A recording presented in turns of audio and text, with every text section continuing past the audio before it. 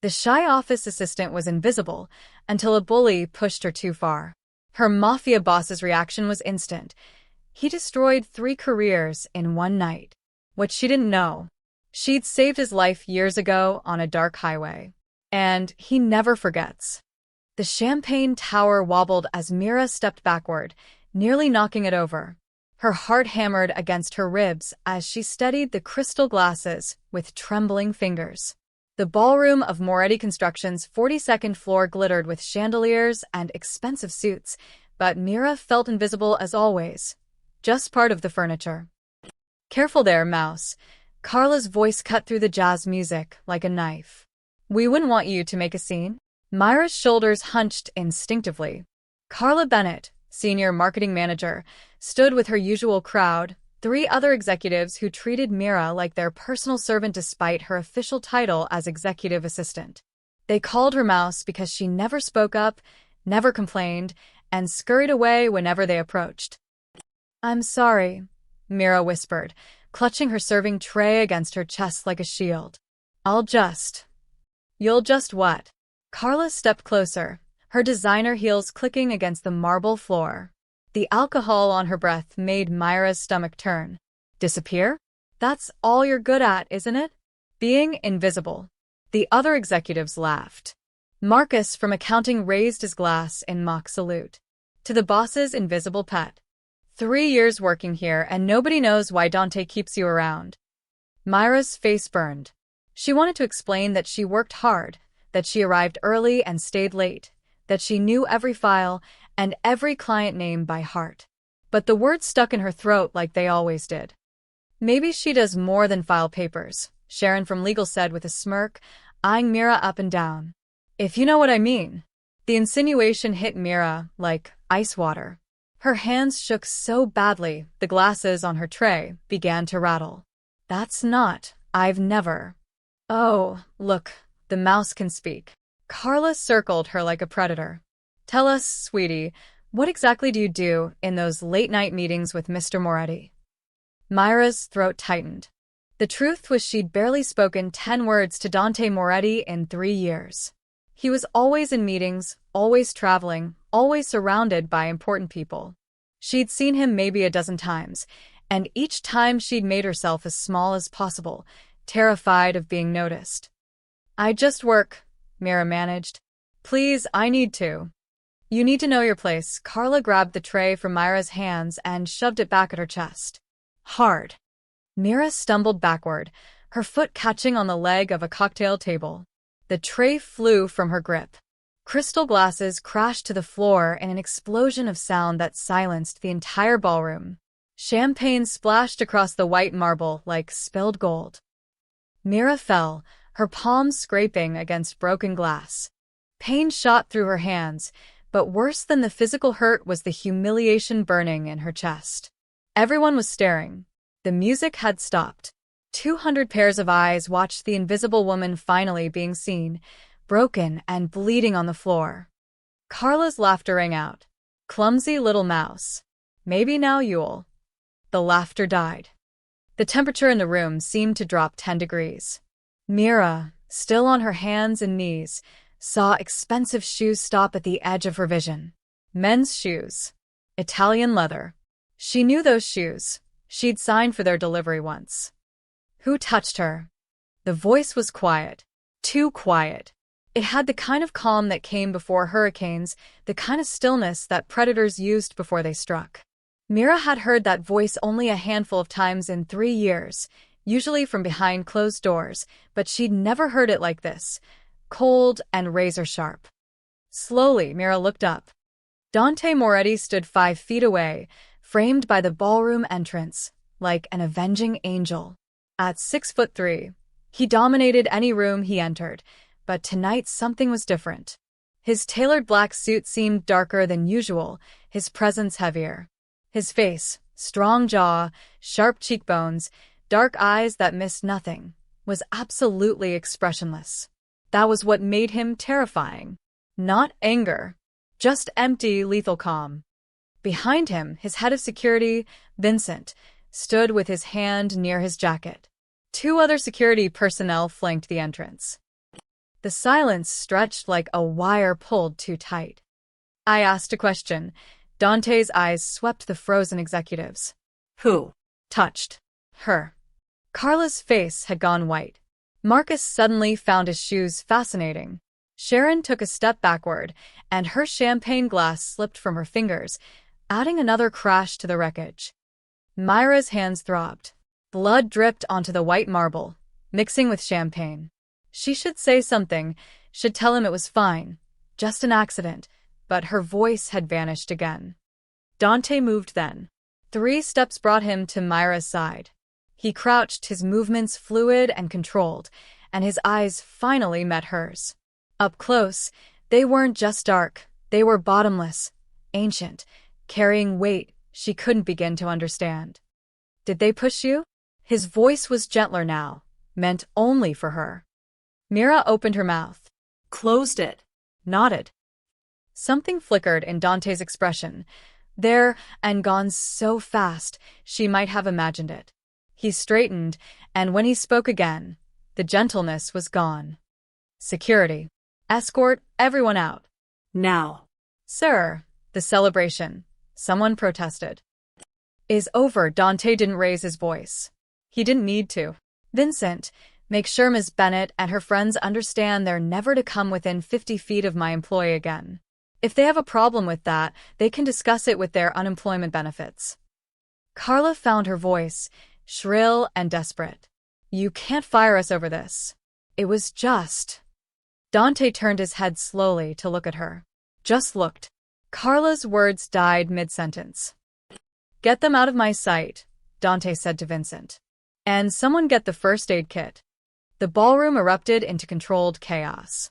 Security began herding people toward the elevators. Executives grabbed their coats and fled. The jazz band packed up their instruments with record speed. Within 2 minutes, the space that had been packed with 200 people stood nearly empty. Mira remained on the floor, frozen, her mind racing. This couldn't be happening. Dante Moretti didn't notice her. He'd never noticed her. Why would he destroy his own company's celebration for? Can you stand? Mira looked up. Dante had removed his suit jacket and rolled up his sleeves. He extended his hand to her, palm up, waiting. She stared at that hand like it was a puzzle she couldn't solve. Strong fingers, a few old scars she'd never been close enough to see before, and a watch that probably cost more than her yearly salary. I don't bite, he said, and there might have been the ghost of a smile at the corner of his mouth. Usually, Mira placed her bleeding hand in his. His grip was warm and steady as he pulled her to her feet. She swayed slightly, and his other hand went to her elbow, stabilizing her. Thank you, she whispered. I'm sorry about the celebration. I'll clean. Sit. He guided her to a chair and grabbed the first aid kit that Vincent had left on a nearby table. And stop apologizing. As Dante knelt in front of her and began carefully removing glass shards from her palms, Myra's mind spun with a single, terrifying question. Why did Dante Moretti care about what happened to her? She was about to find out that some debts took years to come due, and some guardian angels wore designer suits and had blood on their hands.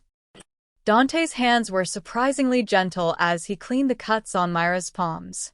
She'd expected roughness from a man who commanded entire boardrooms with a single look, but his touch was careful, almost clinical. Each time she winced, he paused. Sorry, he murmured, dabbing antiseptic on a deeper cut. Almost done. Mira couldn't stop staring at the top of his head. Dante Moretti was kneeling in front of her, ruining his expensive suit pants on the champagne-soaked floor, playing medic. None of this made sense.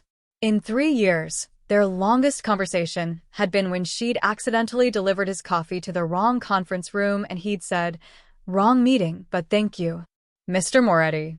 Dante, he wrapped gauze around her right hand with practiced precision. We're past formalities, I think. Dante, she tried, the name feeling strange on her tongue. You didn't have to do this. Fire them, I mean. I don't want to cause trouble. His hands stilled. When he looked up, his eyes held something dark and unreadable. You didn't cause anything. They did. But Carla's been with the company for 8 years. Marcus handles all the major accounts. If they're gone, then they're gone. He finished wrapping her left hand and stood, towering over her again. Nobody touches my people. That's not a request or a preference. It's a rule. The word "my" hung in the air between them, possessive and absolute. Myra's stomach twisted. Sharon's earlier insinuation echoed in her mind. What exactly do you do in those late-night meetings?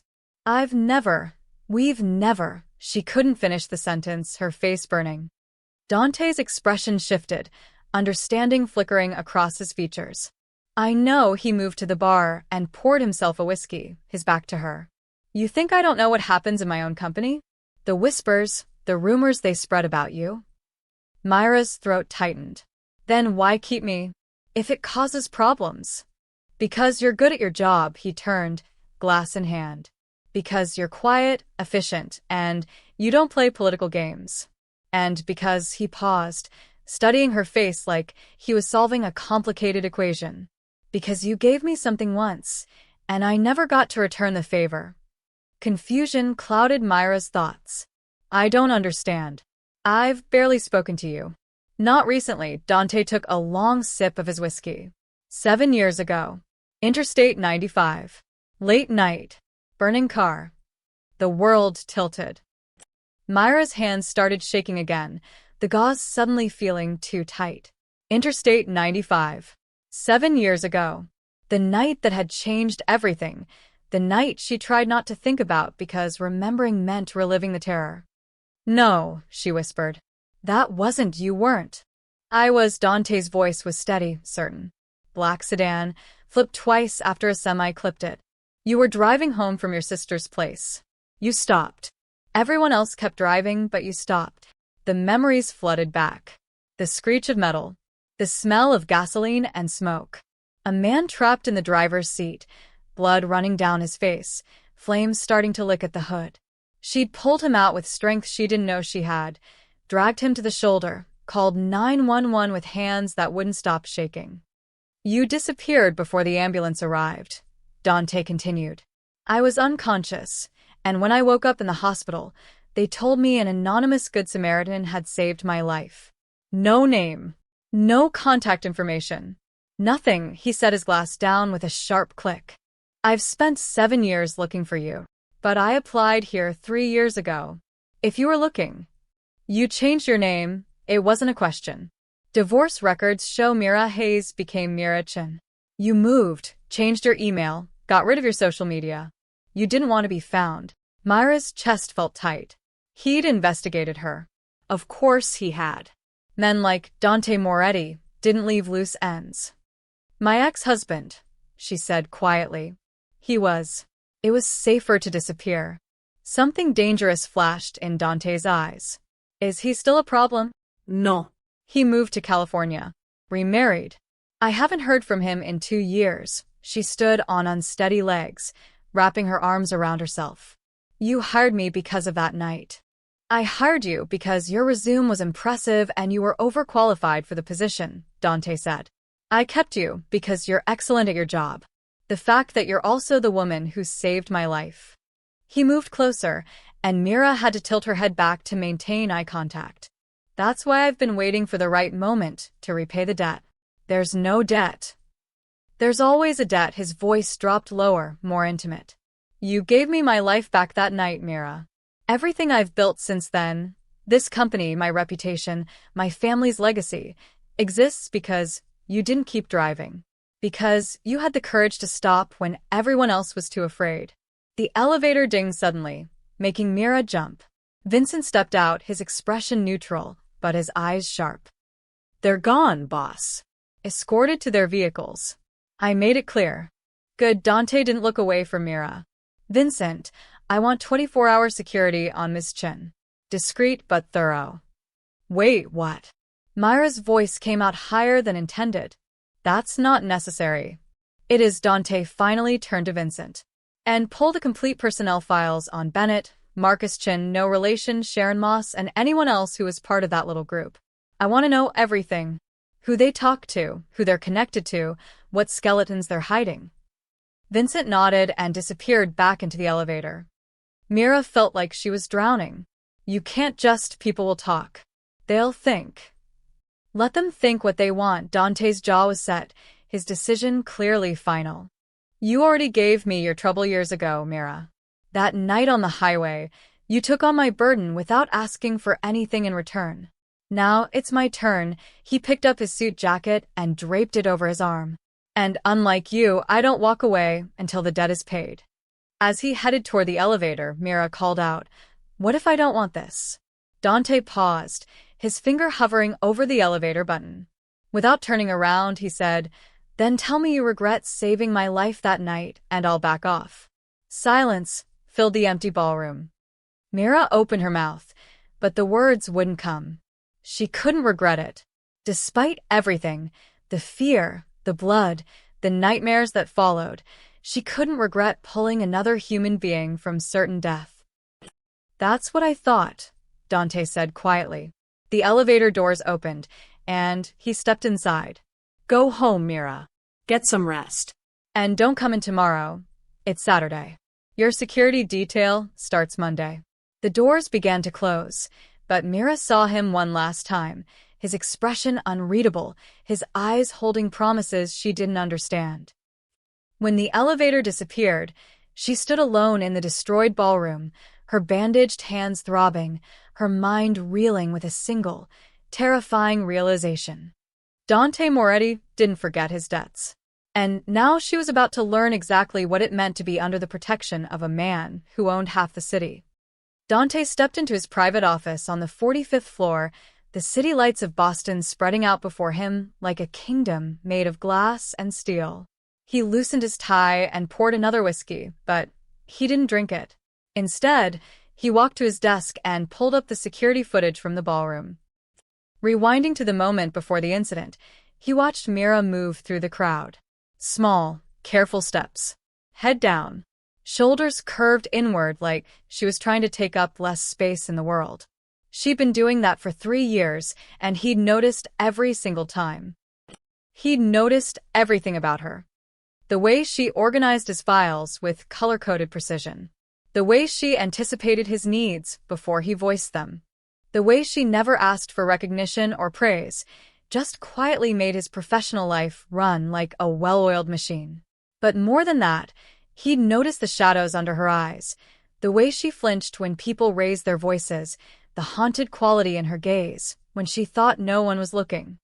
He'd wanted to say something, do something, but the timing had never felt right. How do you tell someone you've been searching for them for 7 years? How do you explain that their face has been burned into your memory since the night they saved your life? Dante advanced the footage frame by frame. Carla pushing the tray. Mira falling. Blood on marble. His jaw clenched so hard his teeth ached. He switched to a different camera angle, zooming in on Myra's face as she looked up at him. Even through the security footage, he could see the confusion in her eyes, the disbelief. She had no idea who she was dealing with. Pulling out his phone, Dante opened a locked folder he'd never shown anyone. Inside were photographs, grainy, dark, taken from traffic cameras and emergency response records. The accident scene, his destroyed car, and one blurry image that had haunted him for 7 years. A woman in a blue jacket, her face partially obscured, kneeling beside him on the highway shoulder. He'd enhanced that image dozens of times, consulted experts, even hired private investigators. They'd given him fragments, height, approximate weight, hair color, but never a name. The woman had vanished like smoke. Until 3 years ago. Dante remembered the day Mira had walked into his office for her interview. She'd been so nervous, clutching her resume like a lifeline, barely able to maintain eye contact. He'd almost missed it. The way she tilted her head when she was thinking, the precise way she moved her hands when she spoke, the slight scar on her left wrist from where she'd scraped it pulling him from the wreckage. His heart had stopped. But he'd said nothing. Just hired her, watched her, waited. Because Mira Hayes, now Mira Chen, clearly didn't want to be found, and Dante had learned patience in the 7 years since that night. You didn't build an empire by rushing into things. He'd run a background check, of course. Discovered the ex-husband, the restraining order, the name change. Discovered a woman who'd been running from demons while he'd been searching for an angel. So he'd waited, kept his distance, made sure she was safe while giving her the space she needed to heal. But tonight had changed everything. Tonight, she'd been hurt on his watch in his building by his employees. The protection he'd maintained from the shadows wasn't enough anymore. Dante moved to a filing cabinet and pulled out a worn leather folder. Inside were hospital records from 7 years ago. Multiple fractures. Internal bleeding. Severe concussion. The doctors had given him a 30% chance of survival. Without immediate intervention, the report read, patient would have succumbed to smoke inhalation and subsequent vehicle fire. Immédiate intervention. That was the clinical term for what Mira had done. It didn't capture the courage it took to approach a burning vehicle. It didn't describe the strength needed to drag a 200-pound man to safety. It didn't explain why a young woman driving alone at night would risk her life for a stranger. But Dante knew why. He'd seen it in her eyes tonight, the same quality that had saved him 7 years ago. Mira Chin didn't walk away from people in trouble, even when she should. His intercom buzzed. Vincent's voice came through, professional as always. Boss, I've got preliminary information on Bennett and her group. Come in. Vincent entered, tablet in hand. Carla Bennett has been skimming from the entertainment budget for 2 years. Small amounts, hard to trace, but it's there. Marcus Chen has a gambling problem. Owes approximately 80 grand to some unpleasant people in Southie. Sharon Moss has been feeding information to Kellerman Construction, our biggest competitor. Dante's expression didn't change, but his grip on the whiskey glass tightened. Evidence. Solid. Bank records, email trails, recorded phone conversations. Vincent paused. You want me to handle it quietly, or? No. Dante set down his glass with controlled precision. I want it loud. File criminal charges against Bennett. Let Marcus's creditors know he's about to be unemployed. And Sharon? He smiled, but there was no warmth in it. Make sure every construction firm in New England knows she can't be trusted. She'll be lucky to get a job managing a hardware store when I'm done. Vincent nodded, unsurprised. And Miss Chen? She's not going to like this level of attention. I know. Dante turned back to the window, his reflection ghost-like in the glass. But she doesn't understand the kind of people we're dealing with. Bennett has connections. Her brother-in-law is a city councilman. Marcus owes money to people who don't forget debts. And Sharon? He paused. If Kellerman Construction realizes Mira is important to me, they'll use her as leverage. So we protect her whether she wants it or not. Exactly. Dante pulled up the security footage again, freezing on Myra's face as she looked up at him. 7 years ago, she saved my life without asking permission. Now I return the favor. Vincent moved toward the door, then stopped. Boss, you know she's going to fight this. She's not the type who accepts help easily. I know. Dante's voice was soft, almost gentle. She's stubborn, independent, brave to the point of foolishness. He touched the screen where Myra's image was frozen. But she's also been alone for too long, and I'm done watching from the shadows. After Vincent left, Dante sat in his chair and opened the bottom drawer of his desk. Inside was a small, charred piece of blue fabric, all that remained of Myra's jacket from that night. The paramedics had cut it away from her when they'd checked her for injuries she'd refused to report. He'd kept it for 7 years. A reminder. A promise. I found you, he whispered to the empty office. And this time, I'm not letting you disappear. Outside, Boston slept, unaware that its most powerful man had just declared war on anyone who would dare hurt the woman who'd given him a second chance at life. The game had changed. Mira just didn't know it yet. Monday morning arrived too quickly. Mira stood outside Dante's office, her bandaged hands clutching a folder she didn't actually need. She'd spent the entire weekend replaying Friday night in her mind, trying to make sense of everything. Dante Moretti was the man from the accident, the bleeding stranger she'd pulled from twisted metal and fire. The unconscious body she dragged across asphalt while flames licked at her heels. 7 years had changed him, filled out his frame, hardened his features, added silver to his temples. But now that she knew, she couldn't unsee it. His secretary, Patricia, waved her through. "He's expecting you." Myra's stomach dropped. Of course he was. She knocked twice and entered. Dante sat behind his massive mahogany desk, reviewing documents, his reading glasses perched on his nose. He looked up, and something in his expression softened. "Sit," he said, removing his glasses. "Please." Mira perched on the edge of the leather chair across from him, her spine rigid. "You wanted to see me?" "I wanted to talk," he leaned back, studying her with those dark, penetrating eyes. "How are your hands?"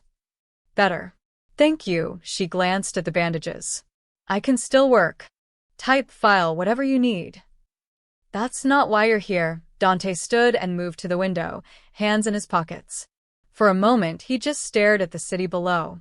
"Why didn't you tell me they treated you like that?" The question hung between them, gentle but insistent. Myra's throat tightened.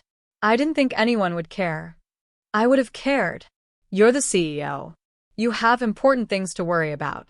I'm just—" "Don't," he turned sharply. "Don't diminish yourself like that. You do it constantly. Shrinking, apologizing, making yourself small." He moved closer, his voice dropping. "Why?" "Because that's how you survive," Mira wanted to say. "Because when you're small, you're harder to hit.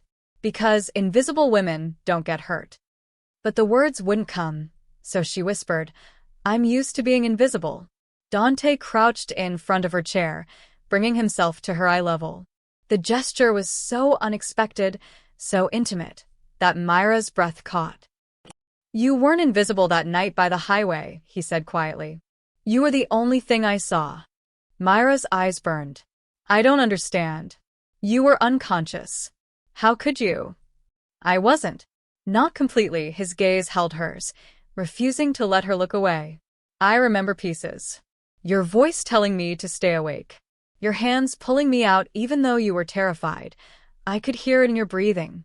The way you kept saying it's okay, over and over, like you were trying to convince yourself." A tear slipped down Myra's cheek before she could stop it. She'd never told anyone about that night. Not her sister, not her therapist, not even her ex-husband before everything fell apart. It had felt too raw, too personal, like if she spoke about it, she'd have to relive the terror of thinking she was about to watch someone burn to death. "You saved me," Dante continued, his voice rough with emotion.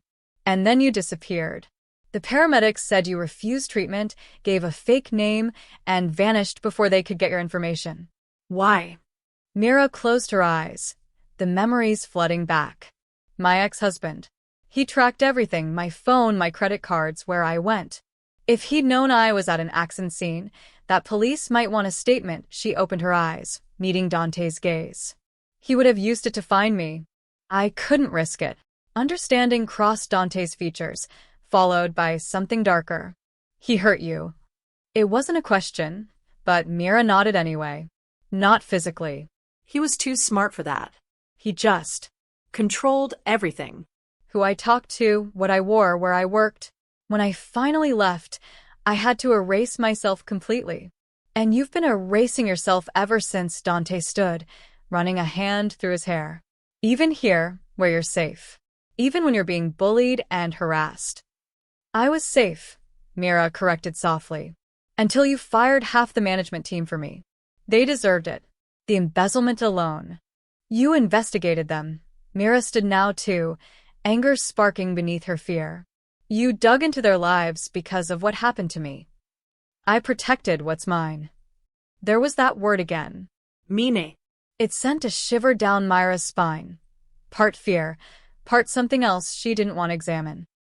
"I'm not yours," she said, forcing strength into her voice. "I'm not anyone's. Not anymore." Dante moved closer, stopping just inside her personal space. "You're right. You're not mine. But you're under my protection, and there's a difference." "Is there?" Mira challenged. "Because from where I'm standing, It feels like you're making decisions about my life without asking me. You're right about that too, he surprised her by agreeing. I should have asked. But would you have accepted help if I'd offered? The honest answer was no, and they both knew it. What do you want from me? Mira asked, exhausted suddenly. Why does this matter so much to you? Dante was quiet for a long moment. When he spoke, his voice was raw, stripped of its usual control. Do you know what it's like to owe someone your entire existence? Every breath I've taken for 7 years has been borrowed time. Every success, every achievement, it all exists because you didn't drive past that accident. Because you had courage when it mattered most. He stepped back, giving her space. I spent 7 years looking for you, Mira. 7 years wondering who you were, if you were okay, if you regretted stopping. And when I finally found you, you were being treated like garbage in my own company, and I'd been too blind to see it. That's not your fault. It is, his jaw clenched. It is my fault because I should have been paying attention. I should have protected you the moment you walked through those doors 3 years ago. Instead, I kept my distance, thinking I was respecting your privacy, and all I did was leave you vulnerable. Myra's heart pounded. So, what happens now? Dante moved back to his desk, creating professional distance between them. When he looked at her again, his expression was carefully neutral. Now you make a choice. You can walk away, transfer to another department, work remotely, even leave the company with a stellar recommendation. Or you can stay, and let me do what I should have done 3 years ago. Ensure that you're treated with the respect and safety you deserve. And if I stay, then you accept that I will protect you. Not because I own you, but because I owe you. There's a difference, even if it doesn't always feel like it. Mira looked at her bandaged hands, then at the man who'd upended her carefully constructed invisible life. Part of her wanted to run, to disappear again like she'd done before. But another part, the part that had stopped on that highway 7 years ago, was tired of running. I'll stay, she said quietly. But on one condition. Dante raised an eyebrow. Name it. No more investigating people without telling me. No more making me the center of office drama. And definitely, she met his eyes steadily, no more calling me yours. A ghost of a smile touched Dante's lips. Deal. But the security stays. Fine, Mira moved toward the door, then paused. Dante? That night. You don't owe me anything. I would have stopped for anyone. I know, he said softly. That's what makes you dangerous. As Mira left his office, she didn't see Dante return to the window, his reflection troubled in the glass.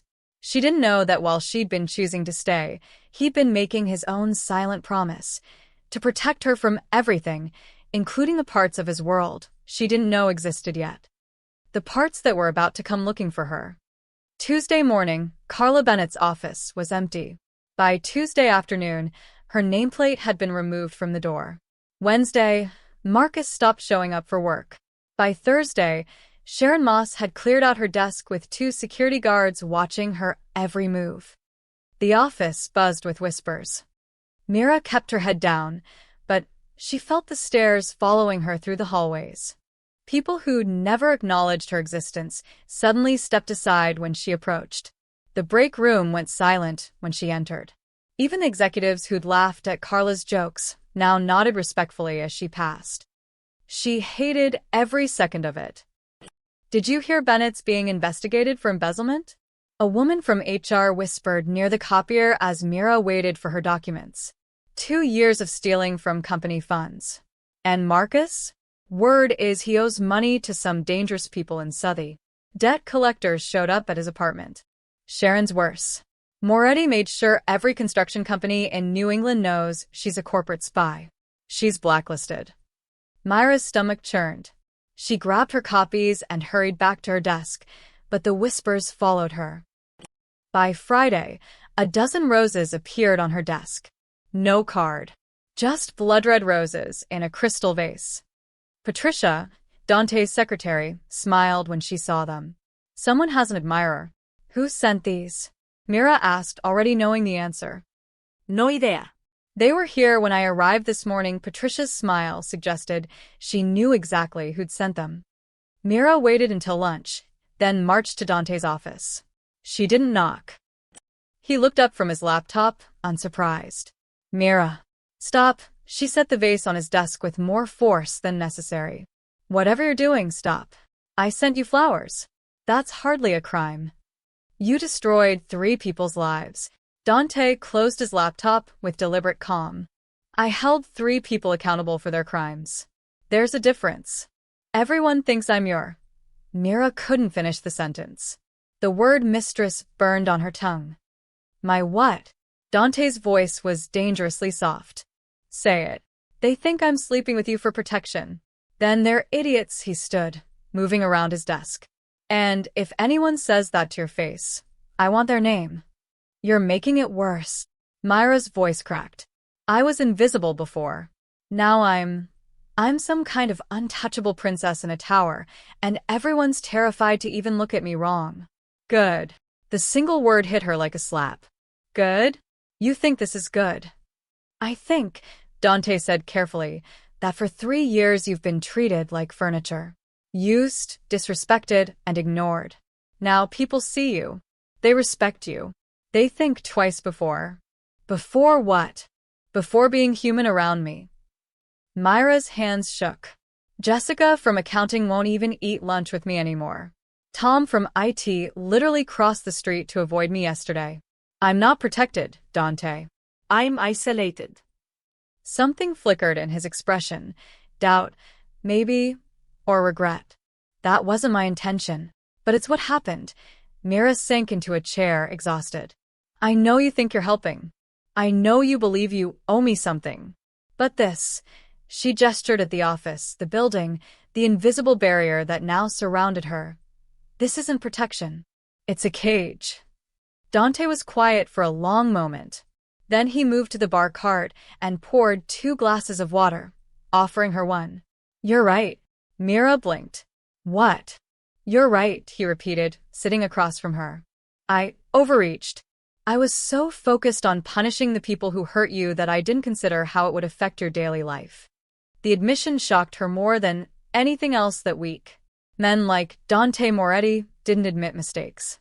I can't undo what's done, he continued. Bennett, Marcus, and Sharon committed crimes. They would have been fired regardless.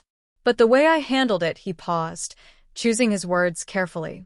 I let my anger guide me instead of my judgment. Why? Mira asked quietly. Why does this matter so much to you? Dante leaned back, his expression distant.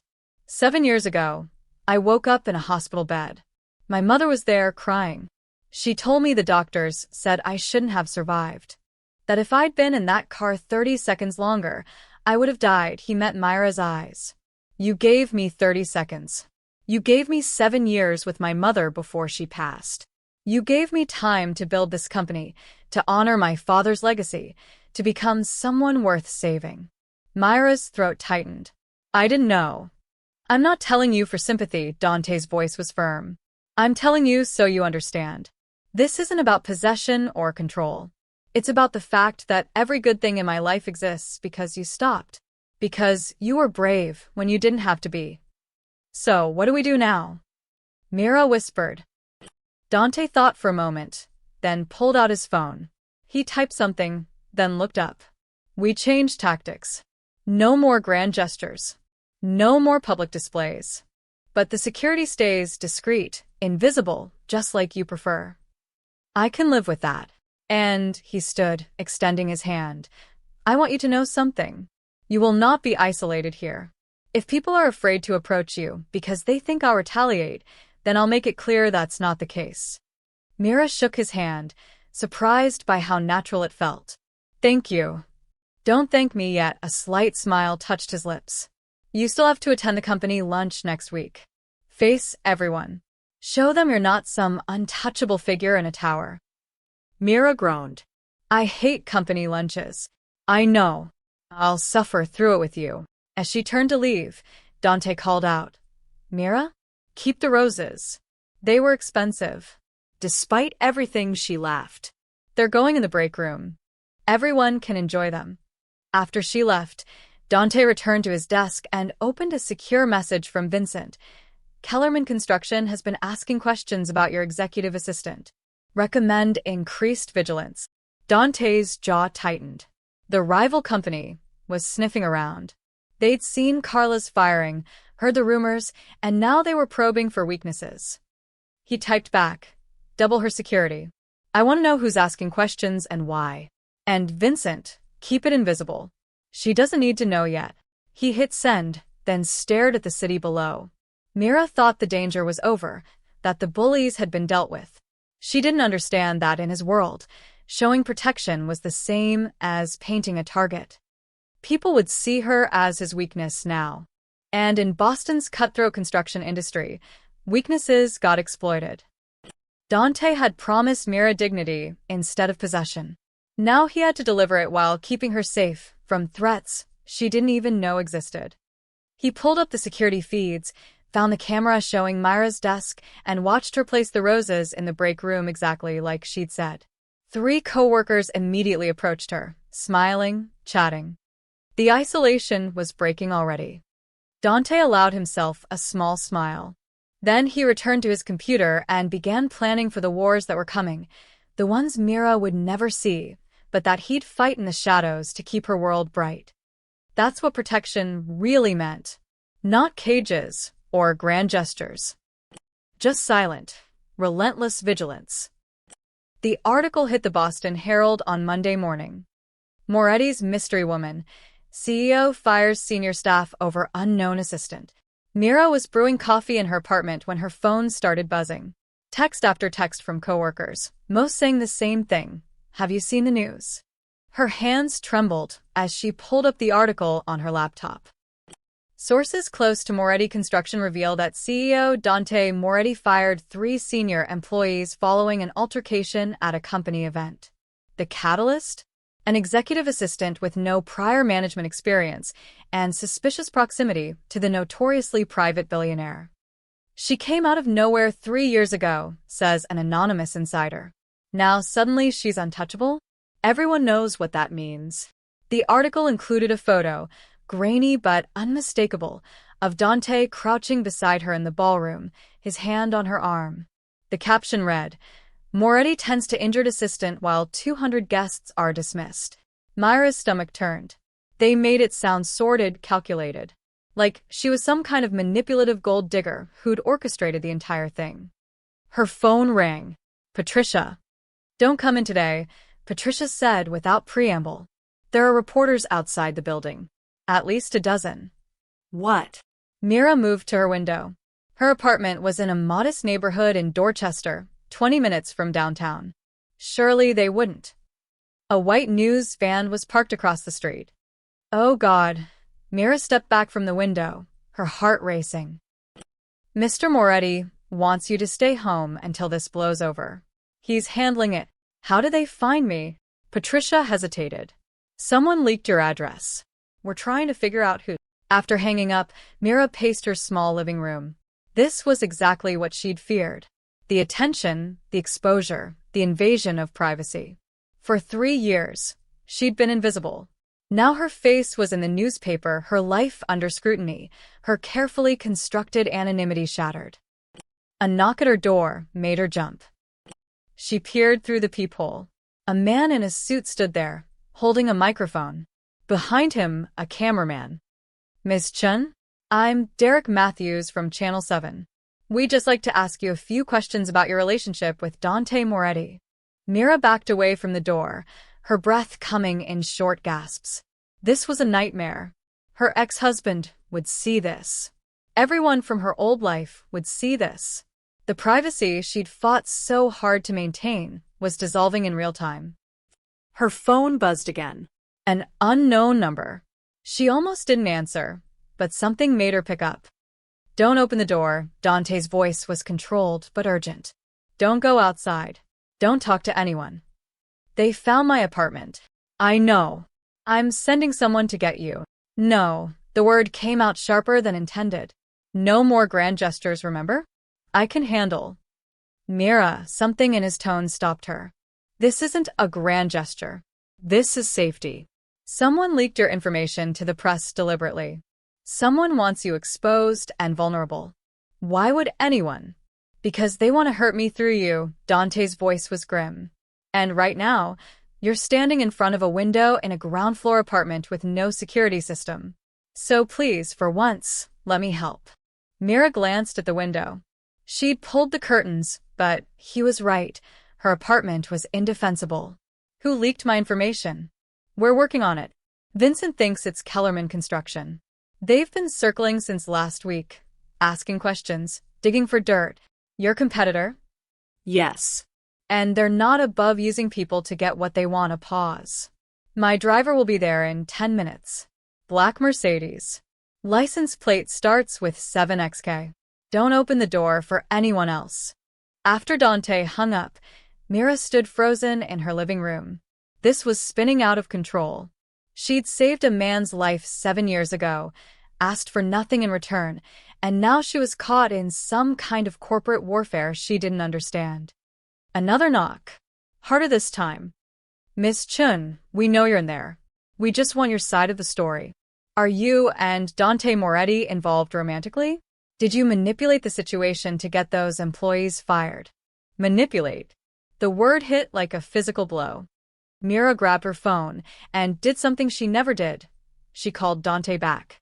He answered on the first ring. What's wrong? I want to quit, the words tumbled out. I'll transfer somewhere else, leave the company, whatever it takes to make this stop. If I'm gone, they'll leave you alone. No. Dante.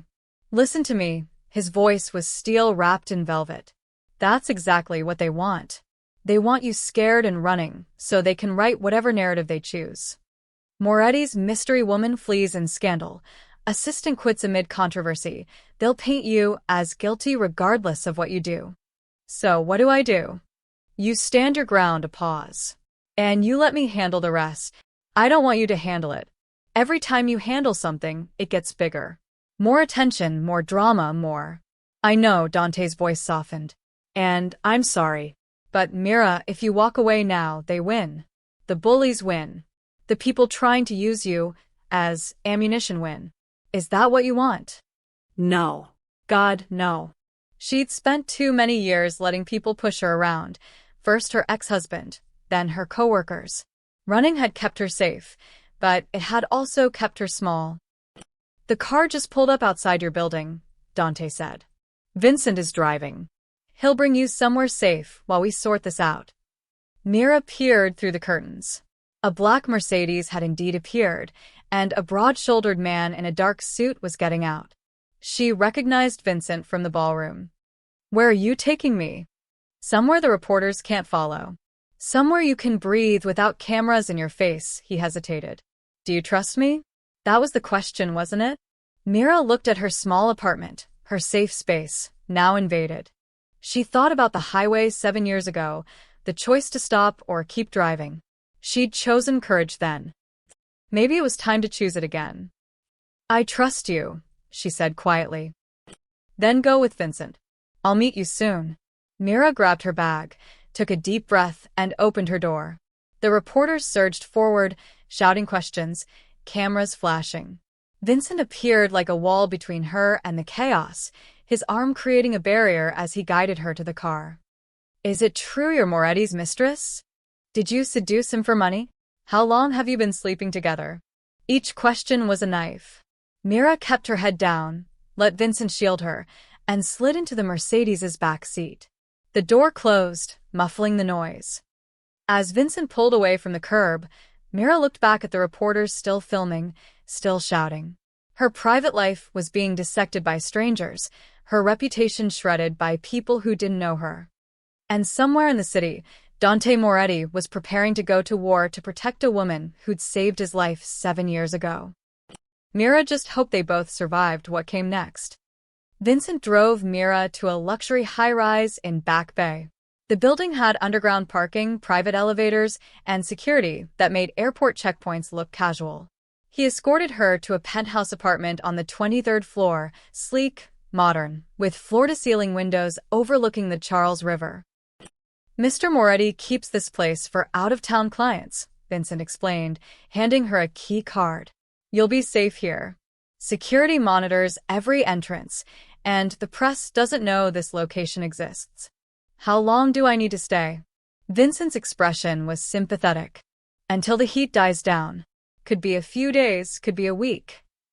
After he left, Mira explored the apartment. It was beautiful but impersonal. Expensive furniture with no photographs, art that looked professionally selected, a kitchen stocked with basics but nothing personal. A gilded cage, just like she'd accused Dante of building. Her phone buzzed. Dante. Are you settled? Vincent said you made it safely. She typed back, yes. Thank you. This is too much. It's necessary. Get some rest. I'll come by tonight after I deal with the press. Mira set her phone down and moved to the windows. Boston spread out before her, beautiful and indifferent. Somewhere down there, reporters were probably still camped outside her apartment. Somewhere, people were reading that article and making judgments about her character based on lies and innuendo. She'd never felt more trapped. Hours passed. Mira tried to work on her laptop, but concentration was impossible. She made tea she didn't drink, watched the sun set over the river, jumped at every small sound. At 8 p.m., her phone rang. Unknown number again. Hello. Heavy breathing. Then a voice, male and rough. You should have stayed invisible, little mouse. Myra's blood turned to ice. Who is this? Someone who's been paid to deliver a message. Stay away from Moretti, or you'll regret it. The line went dead. Myra's hand shook so badly, she nearly dropped the phone. She immediately called Dante. Someone just threatened me, she said when he answered. They called me Little Mouse, that's what Carla used to call me. They knew. Where are you right now? Dante's voice was sharp. The penthouse. Where you sent me. Don't move. I'm 10 minutes away. Vincent, change of plans. She heard him giving orders in the background. Mira, listen to me. Lock the door. Don't answer for anyone except me. I'll call when I'm outside. Dante, I'm scared. I know. I'm coming. She'd barely hung up when she heard footsteps in the hallway outside. Heavy, deliberate. The kind of footsteps meant to intimidate. Mira backed away from the door, her heart hammering. The penthouse suddenly felt less like a sanctuary and more like a trap. She was 23 floors up with nowhere to run. A knock. Hard enough to rattle the frame. We know you're in there, sweetheart. Open up. We just want to talk. Mira grabbed a knife from the kitchen, knowing it was useless, but needing something in her hands. She moved to the bathroom, the only room with a lock, and called 911 with shaking fingers. 911, what's your emergency? Someone's trying to break into my apartment. I'm at. She rattled off the address. Police are on their way. Stay on the line with me. The pounding got louder. Then voices arguing. We don't have time for this. The boss said scare her not. She's already scared. Now we. The voices cut off abruptly. New sounds, a scuffle, something heavy hitting a wall, a grunt of pain. Then silence. Mira pressed herself against the bathroom wall, the knife clutched in her white-knuckled grip, the 911 operator asking if she was still there. A single knock. Calm. Controlled. Mira, it's me. Open the door. Dante's voice. She nearly sobbed with relief. Rushing out of the bathroom, she fumbled with the locks and yanked the door open. Dante stood in the hallway, his suit jacket gone, his shirt sleeves rolled up, and his knuckles bleeding. Behind him, Vincent had two men in headlocks, both larger than him, both looking dazed. Further down the hall, two more men were crumpled on the floor, not moving. Are you hurt? Dante's eyes scanned her face, her body, checking for injuries. No, The knife slipped from her fingers, clattering to the floor. You didn't use security. You came alone. Vincent was 30 seconds behind me. Dante stepped inside, and Vincent hauled the two conscious thugs backward. But yes, I came alone. You could have been hurt.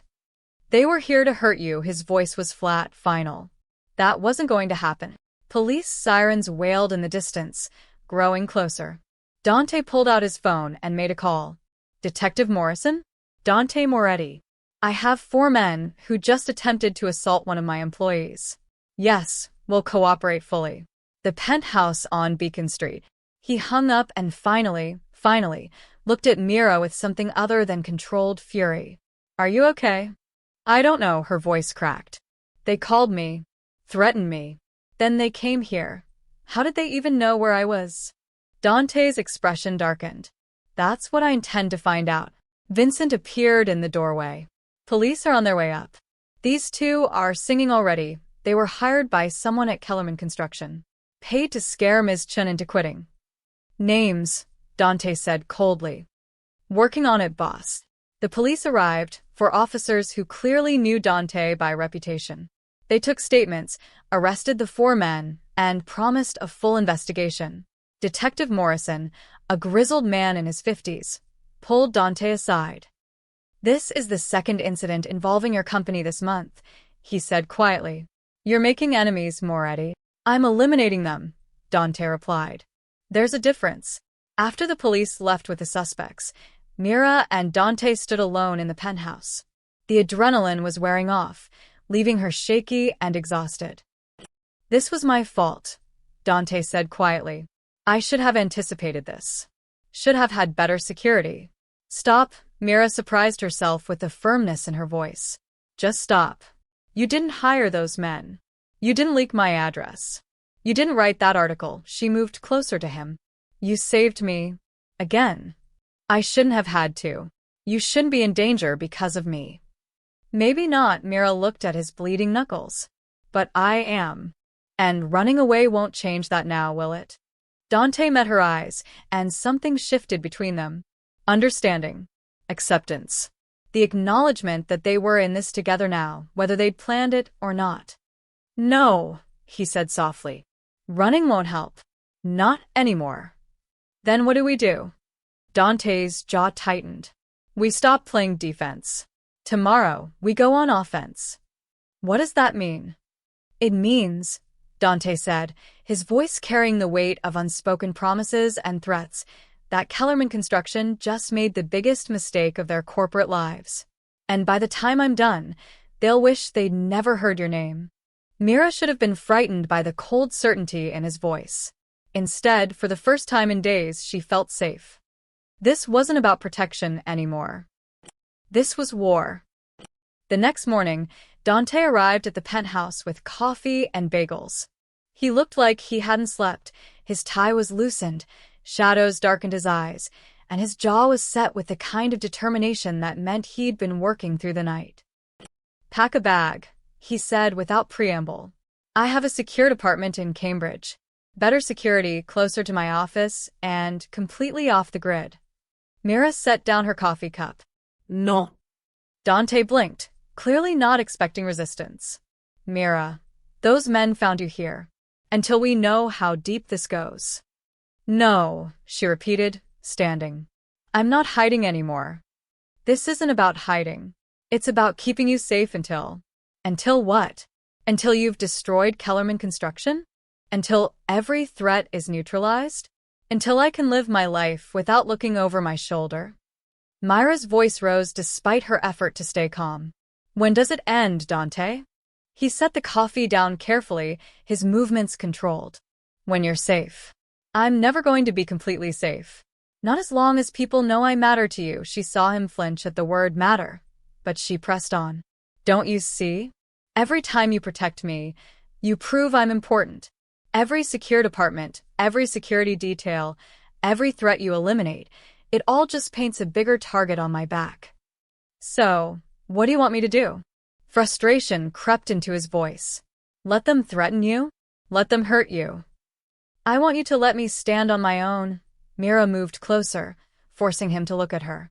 If I hide, they win. They'll think you own me, that I'm your possession to be tucked away. But if I walk free, they'll come after you again. Dante finished grimly. Maybe. Probably. Myra's hands clenched at her sides.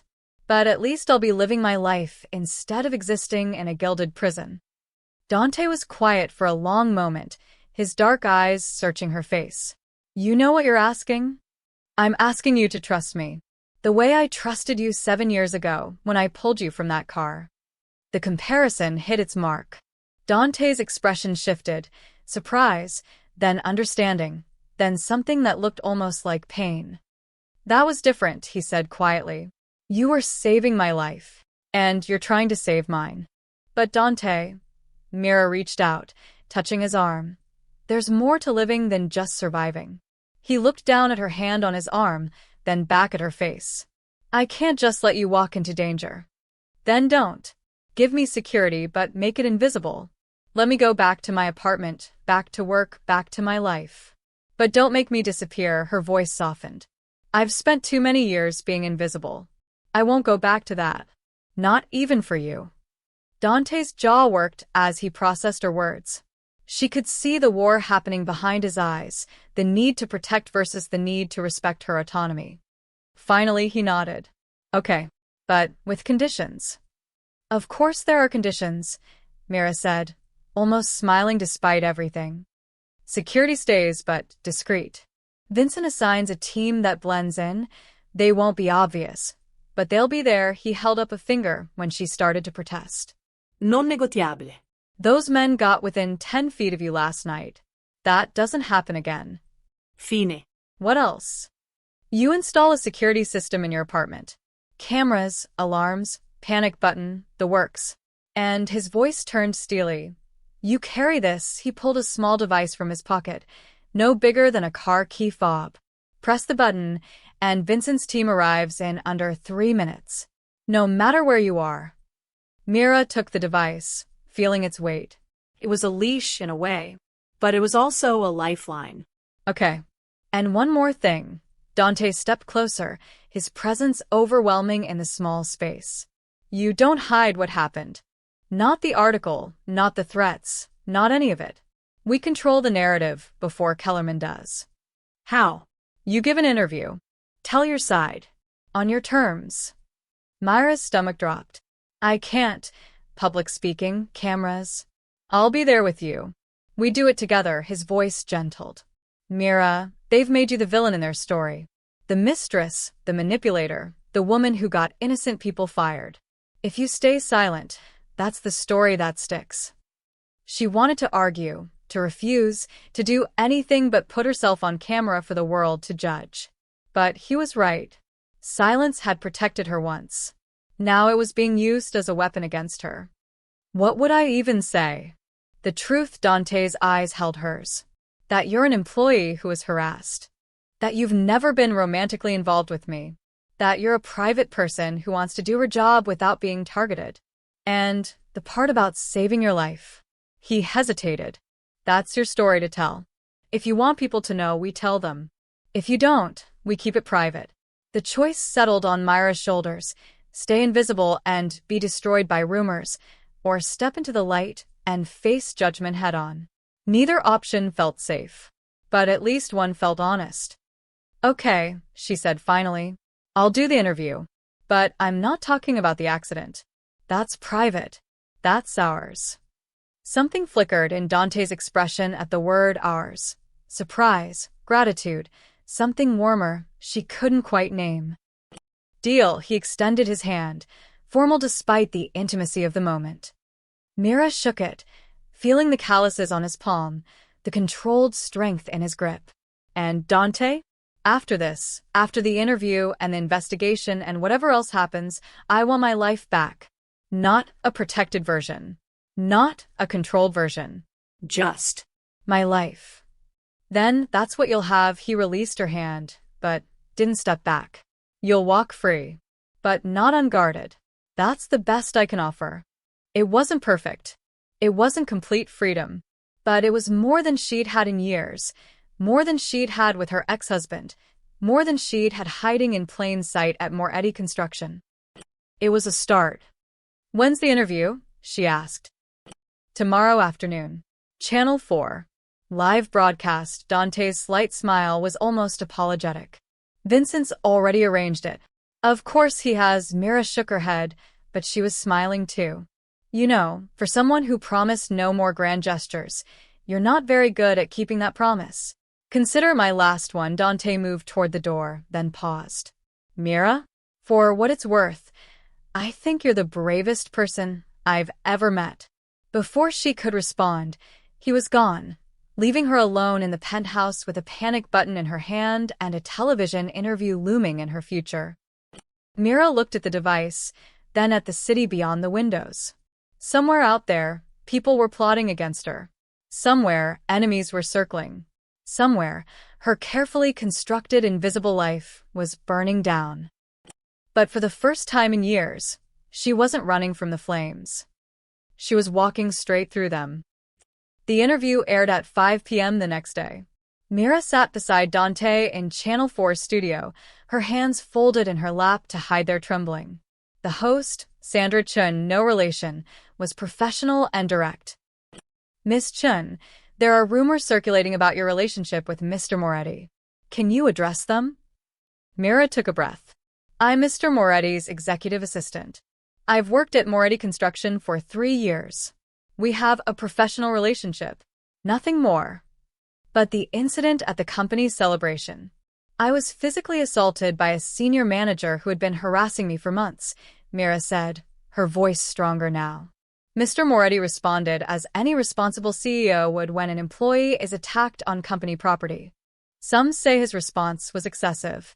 3 people lost their jobs. 3 people committed crimes. Dante's voice was calm but firm. Embezzlement. Corporate espionage. Creating a hostile work environment. They weren't fired because of Ms. Chun. They were fired because they broke the law. The interview continued for 20 minutes. By the end, Mira felt wrung out but strangely lighter. She'd told her truth. Now people could believe it or not, that was their choice. The backlash started within hours. That evening, Dante's phone buzzed constantly. Vincent appeared at the penthouse with his tablet, his expression grim. Kellerman Construction just released a statement, he said, pulling up the press release. They're calling the interview damage control and claiming Moretti Construction has been using intimidation tactics against competitors for years. Dante read the statement, his jaw tightening with each line. They're escalating. There's more. Vincent swiped to another screen. 3 of our major clients received anonymous emails this morning claiming we've been inflating project costs and using substandard materials. Complete fabrication, but the damage is done, Dante finished. Even proving it's false takes time, and doubt spreads faster than truth. Mira felt sick. This is because of me. This is because Kellerman sees an opportunity, Dante corrected. They've been trying to undermine us for years. You just gave them an angle. So what do we do? Dante's expression turned cold, calculating. We dismantle them, piece by piece. Over the next 72 hours, Mira watched Dante wage war from the shadows. He never raised his voice, never made public threats, never did anything that could be traced back to him directly. But the results were devastating. On Wednesday, Kellerman's primary investor suddenly pulled funding, citing concerns about company ethics. Vincent later mentioned, casually over coffee, that said investor had received documentation about Kellerman's habit of bribing city inspectors. On Thursday, 3 of Kellerman's senior engineers accepted positions at Moretti Construction, bringing their expertise and insider knowledge with them. Dante didn't recruit them. They came to him, having suddenly discovered that Kellerman had been underpaying them for years. On Friday, the Boston Building Commission announced an investigation into Kellerman Construction's last 5 projects. Multiple code violations. Unsafe practices. 1 building that might need to be condemned. How are you doing this? Mira asked Dante that evening. They were in his office, the city dark beyond the windows. I'm not doing anything, Dante said, reviewing contracts. I'm simply allowing information to reach the people who need it. That's a pretty way of saying you're destroying them. He looked up, his eyes unreadable. They sent men to threaten you. To hurt you. Did you expect me to send a strongly worded letter? I expected. Mira paused, unsure what she'd expected. I don't know. This feels ruthless. Dante supplied. It is. But so is trying to terrorize an innocent woman to gain corporate advantage. He stood, moving to the window. Do you know what people like Kellerman understand? Power. Control. Consequences. You can't negotiate with them. You can't appeal to their better nature. You can only make the cost of attacking you so high that they never try again. And what about the people who work for Kellerman? The ones who had nothing to do with this. The good ones will find new jobs. The ones complicit in illegal activities will face legal consequences. Dante turned to face her. I'm not a monster, Mira. But I'm not a saint either. In my world, you protect your own, or you lose everything. Mira studied him. This man who'd built an empire, who commanded loyalty with a look, who fought battles she couldn't see to keep her safe. Your world sounds exhausting. A ghost of a smile touched his lips. It is. By Monday, Kellerman Construction was in free fall. Their stock had dropped 40%. For major contracts had been cancelled. The FBI had opened an investigation into their business practices. James Kellerman himself, CEO and Dante's longtime rival, called for a meeting. He wants to negotiate, Vincent reported, probably hoping to salvage what's left. Tell him I'll meet him. Tomorrow. Neutral location. Dante's voice was ice. And Vincent? Make sure he knows Ms. Chun is off limits. Permanently. The meeting took place at a downtown restaurant, private room, just Dante and James Kellerman. Vincent told Mira about it later, after Dante had returned. Kellerman tried to apologize, Vincent said, shaking his head. Said the men who threatened you were overzealous contractors acting without his knowledge. Claimed he'd never authorized anything that extreme. Did Dante believe him? Doesn't matter if he believed him. Kellerman got the message. Vincent's smile was sharp. Boss told him that if anyone even looks at you wrong, he'll finish what he started. Kellerman Construction won't just lose contracts. It'll cease to exist. And Kellerman agreed. He didn't have a choice. He's hemorrhaging money, losing clients, and facing federal investigation. The boss offered him a way out, cooperate fully with authorities, admit to the harassment campaign, and pay damages. In exchange, Moretti won't pursue complete destruction. That's surprisingly merciful, Mira said slowly. Vincent laughed. Merciful? Ms. Chun, Kellerman Construction was worth $300 million 2 weeks ago. By the time this is done, they'll be lucky to be worth $30 million. The boss didn't show mercy. He just decided complete annihilation wasn't necessary once the point was made. That night, Mira couldn't sleep. She kept thinking about the cascade of consequences. People losing jobs, a company crumbling, families affected by decisions made in boardrooms and back alleys. All because she'd pulled a man from a burning car 7 years ago. All because she'd been brave when it mattered. At 2 a.m., her phone buzzed. Dante. Can't sleep either. She typed back, is it always like this in your world? His response came quickly, yes. But you get used to it. And Mira? Kellerman's finished. No one else will try what he did. You're safe now. Mira stared at the message. Safe. The word felt foreign, impossible. She'd spent so many years running, hiding, shrinking herself to avoid danger.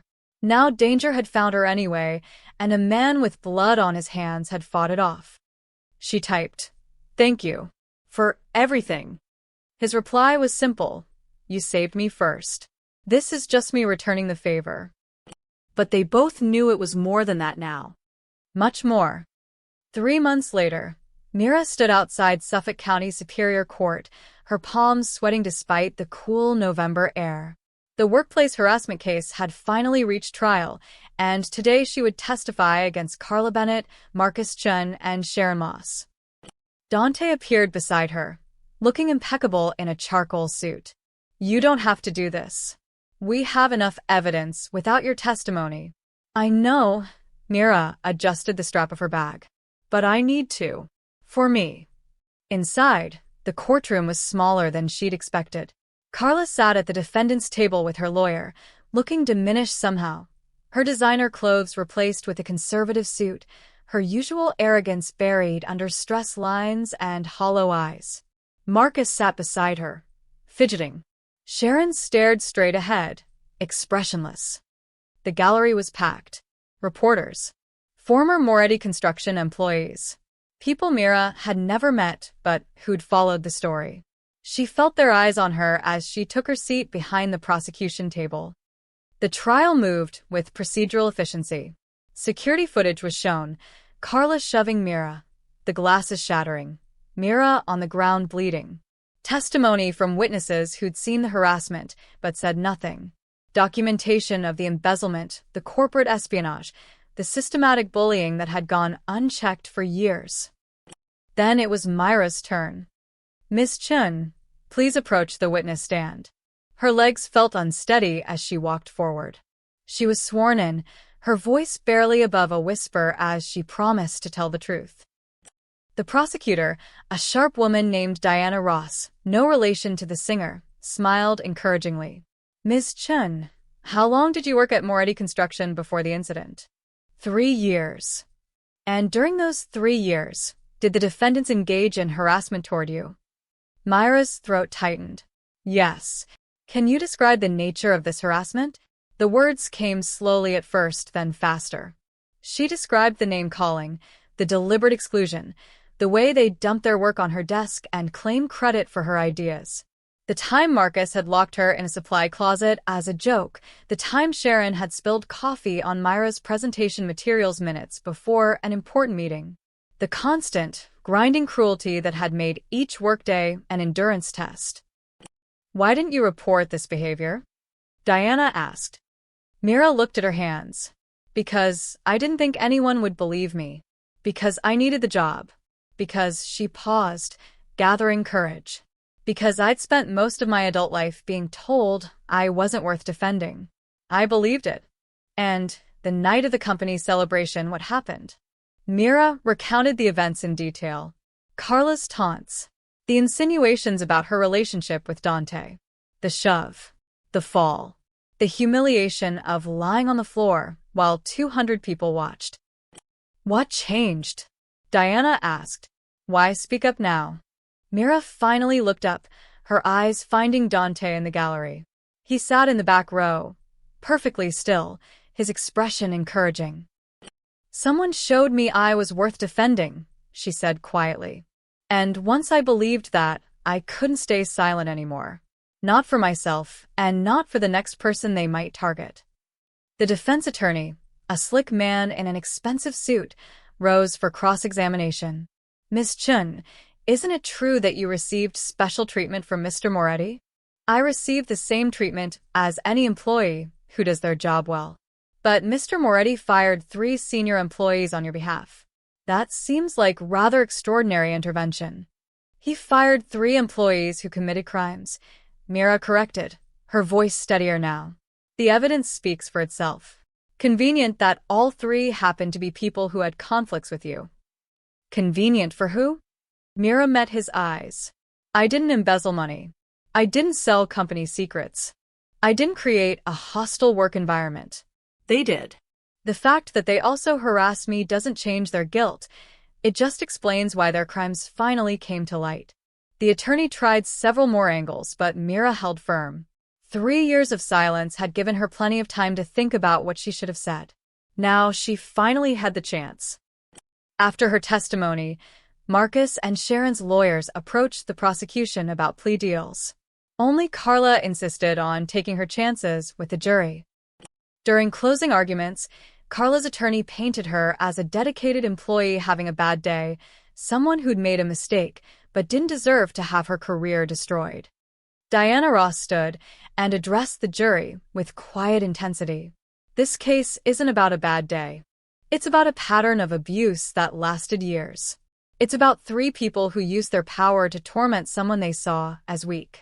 Someone who couldn't fight back." She walked to where the security footage was displayed on a screen. "But here's what they didn't understand. Silence isn't weakness." Mira Chen's silence was survival. And when she finally spoke, when she finally had support, she didn't seek revenge. She didn't retaliate. She simply told the truth. Diana turned to the jury. "The defendants want you to believe this is about corporate politics or personal grudges. But look at the evidence. Look at the footage. Look at the documentation. This is about accountability. About making it clear that no one, regardless of their title or tenure, gets to abuse another human being without consequences. The jury deliberated for 4 hours. When they returned, the 4 women stood. In the case of the Commonwealth versus Carla Bennett, on the charge of assault and battery, we find the defendant guilty. On the charge of creating a hostile work environment, guilty. On the charge of embezzlement, guilty. Similar verdicts followed for Marcus and Sharon on their respective charges. Carla's face crumbled. Marcus put his head in his hands. Sharon remained motionless, though a single tear traced down her cheek. Mira felt no satisfaction, no triumph, just a quiet sense of closure. The people who'd made her life miserable were finally facing consequences. Not because she was Dante Moretti's protected employee, but because justice, slow and imperfect, had finally arrived. Outside the courthouse, reporters swarmed. Mira stood at the microphone with Diana beside her, Dante watching from a respectful distance. "I'm not here because of who protected me," Mira said, her voice carrying across the steps. "I'm here because silence makes bullies stronger. Because speaking up, even when you're terrified, is the only way things change." She looked directly at the cameras. If you're being bullied, harassed, or abused at work, document everything. Tell someone. Keep telling people until someone listens. You deserve to work without fear. Everyone does. As she stepped away from the microphone, the crowd erupted with questions. But Mira didn't answer them. She walked down the courthouse steps, head high, shoulders back, no longer trying to make herself small. Dante fell into step beside her, not touching, just present. "You did well," he said quietly. "I told the truth," Mira replied. "That's all. That's everything." They reached his car, where Vincent waited. But before getting in, Mira turned to look back at the courthouse where justice, imperfect but real, had finally been served. She'd stopped being invisible. And she'd never be silent again. The story dominated headlines for a week. Corporate harassment case ends in convictions. Moretti assistant's testimony praised as brave stand against workplace bullying. Bennett sentenced to 2 years, ordered to pay restitution. Mira returned to work the following Monday, unsure what to expect. When she stepped off the elevator onto the 42nd floor, conversation didn't stop. People didn't avert their eyes. Instead, Jessica from accounting approached with a genuine smile. "Welcome back. Coffee." It was a small gesture, but it meant everything. Over the next few weeks, something shifted at Moretti Construction. People stopped whispering when Mira entered rooms. They invited her to lunch, asked her opinions in meetings, treated her like a colleague instead of a curiosity. Tom from IT stopped by her desk one afternoon. "Hey, I just wanted to apologize for crossing the street that day, for avoiding you. I was scared of getting caught up in the drama, but that was cowardly. You deserved better." Mira looked up at him, this man who'd once helped her reset her password and told terrible jokes. "Thank you for saying that. For what it's worth," Tom added. "You're kind of a legend around here now. In a good way." After he left, Patricia appeared with a stack of folders. "Mr. Moretti wants to see you when you have a moment." Mira found Dante in his office, reviewing architectural plans. He looked up when she entered, and something about his expression had changed. The tension that had lived in his shoulders for months was finally gone. "How's your first day back?" he asked. Surprisingly normal, she sat across from him. "People are actually talking to me like I'm human." "You always were." They just needed permission to see it. He closed the plans and leaned back. "I wanted to tell you, Kellerman Construction filed for bankruptcy this morning. James Kellerman is stepping down as CEO." Mira absorbed the news. "Do you feel satisfied?" "I feel like the threat is neutralized," Dante said carefully. "Satisfaction is something else entirely. Was it worth it? All of this?" He studied her for a long moment. "You're safe. Your reputation is intact. The people who hurt you faced consequences. Yes, it was worth it. Even though it cost you, the energy, the resources, the risks you took." Mira, Dante stood and moved to the window, his favorite thinking spot. 7 years ago, you risked your life for a stranger. You didn't know who I was, what I did, whether I deserved saving. You just acted because it was right. He turned to face her. Everything I did was a fraction of what you gave me that night. So yes. Worth it. Something warm and complicated bloomed in Myra's chest. The debt's paid then. We're even. Are we? Dante's voice was soft, questioning. Before Mira could respond, her phone buzzed. A text from an unknown number. You should be proud. You changed things here. Former Moretti employee. More texts followed throughout the day. People thanking her for speaking up. Women sharing their own harassment stories and saying her testimony had given them courage to report abuse at their own companies. One message simply read, "You made me feel less alone."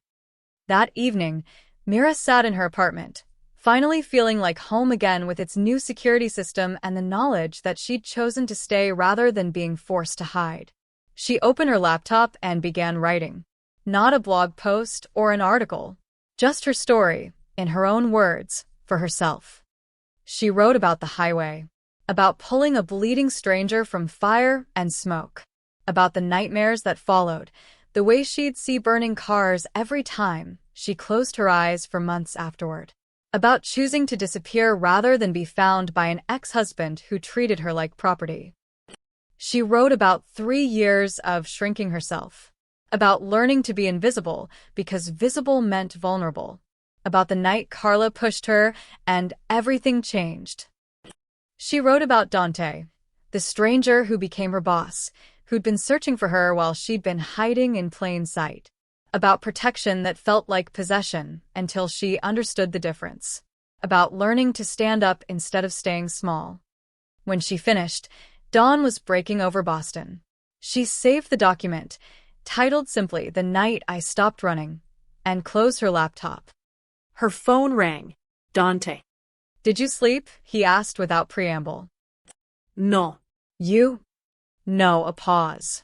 "I've been thinking about what you said, about the debt being paid." Myra's heart rate picked up. "And you were right. The debt is paid.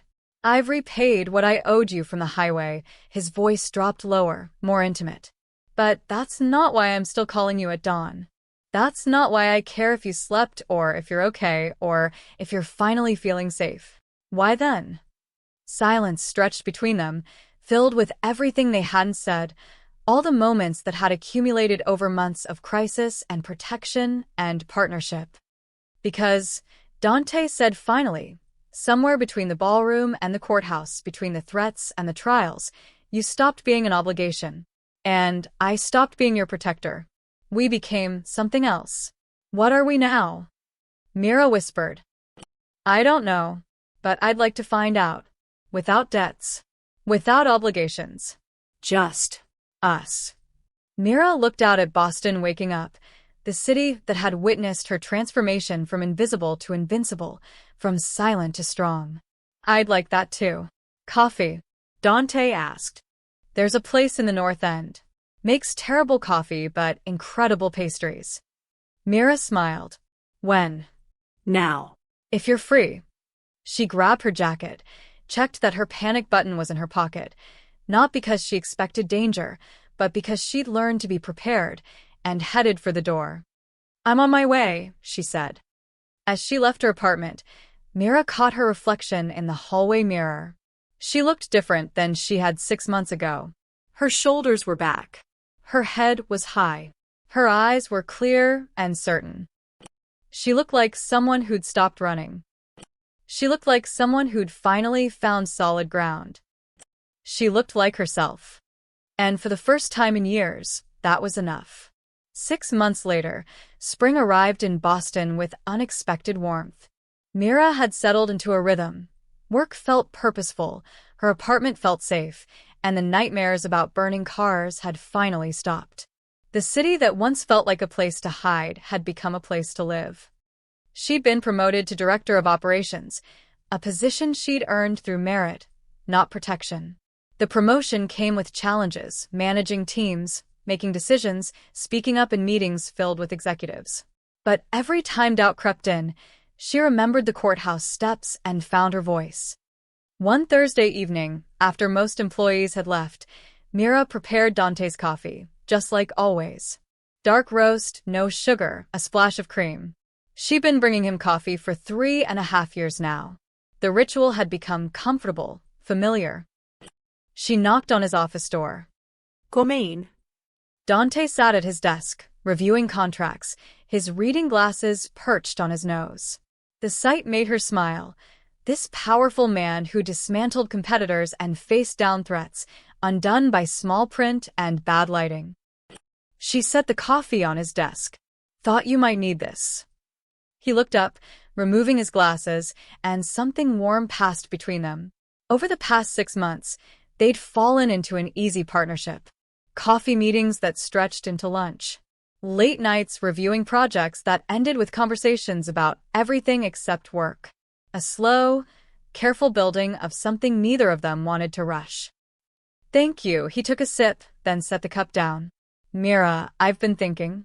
Dangerous habit, she teased. About that night. The highway, his expression grew serious. I never properly thanked you. Not really. I've protected you, fought for you, tried to repay the debt. But I never just said it. He stood, moving around the desk. Thank you. For stopping. For being brave.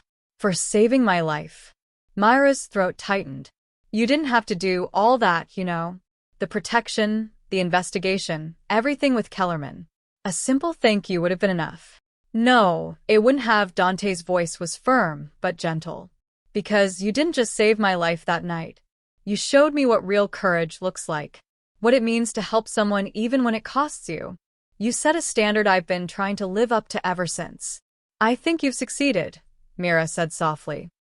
Have I? He studied her face. Because sometimes I wonder if I went too far.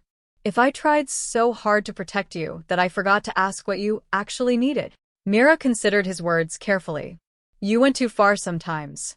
You made decisions I should have made. You fought battles I didn't ask you to fight, she smiled. But you also taught me something important. You showed me that accepting help isn't weakness. That letting someone care about you isn't the same as being controlled. And now, Dante asked. Now that the threats are gone, the trials are over, and things are finally quiet, where does that leave us? It was the question they'd been dancing around for months. The coffee meetings, the late-night conversations, the careful way they'd been building something while pretending they weren't. That depends, Mira said. Are you still protecting me out of obligation? No, his answer was immediate, certain. I'm protecting you because I care. Because somewhere in all of this, you became important to me. Not because of the highway. Because of who you are now. The woman who stood up in court. Who chose to fight instead of hide. Who brings me terrible coffee and calls me out when I'm being controlling. This coffee is perfect, Mira protested, but she was smiling. It's terrible, but I drink it anyway because you made it. They stood in the quiet office, the city lights spreading below them like a promise. Boston at night, beautiful and dangerous, and full of possibility. So, what happens now? Mira asked. Now, Dante said, taking a step closer, we stop talking about debts and obligations.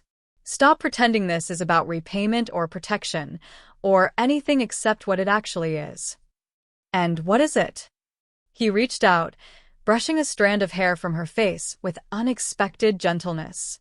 Two people who found each other in the worst circumstances and decided to build something better. Myra's heart hammered. The office will talk. They'll say I got promoted because. Let them talk. You earned your position. Anyone who questions it can review your performance records. His hand dropped to his side. But if this makes you uncomfortable, if you need time, if you want to keep things professional. I don't. Mira surprised herself with the certainty in her voice.